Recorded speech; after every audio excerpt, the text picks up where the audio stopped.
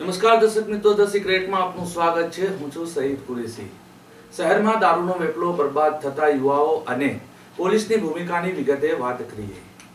શહેરની સાંકડી ગલીઓ અને મુખ્ય માર્ગો તેમજ ઝૂંપડપટ્ટીના છાપરાની આડમાં આજકાલ દારૂના વધતા વેપારના કારણે યુવાધન તબાહ થઈ રહ્યું છે।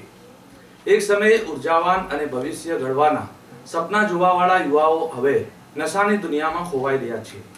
આજે સવારે શહેરના એક મહત્વના માર્ગ પર એક યુવાન બેભાન હાલતમાં પડ્યો હોવાની તસવીરો સામે આવી। પુરાવા તરીકે તેના આસપાસ ફેલાયેલા દારૂના પાઉચ અને અન્ય કચરાથી સાફ થયું કે આ સમગ્ર ઘટના નશાની અસર હેઠળ બની છે। પોલીસ અને સમાજની જવાબદારીઓ છે।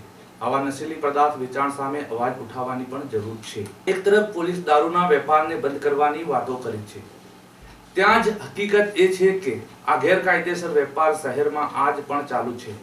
સ્થાનિક લોકોનું માનવું છે કે પોલીસની શિથિલતા અને કંઈક અંશે સંડોવણીના કારણે આ ધંધો ઉછળી રહ્યો છે। સમાજ તરીકે અમારી પણ જવાબદારી છે। કંઈક યુવાઓ અયોગ્ય સંગત અને આકર્ષણમાં આવીને જીવન બરબાદ કરી રહ્યા છે।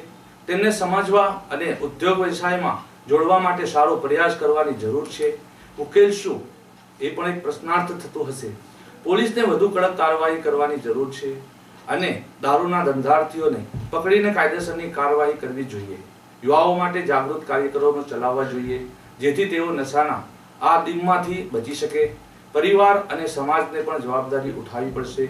બાળકો અને યુવાનોને સંસારની હકીકત સમજાવી તેમને યોગ્ય માર્ગે દોરવા પડશે। જો હવે જ કોઈ પગલાં નહીં લેવાય તો આવા દ્રશ્યો સામાન્ય બની જશે અને એક પછી એક યુવાધન બરબાદ થઈ જશે।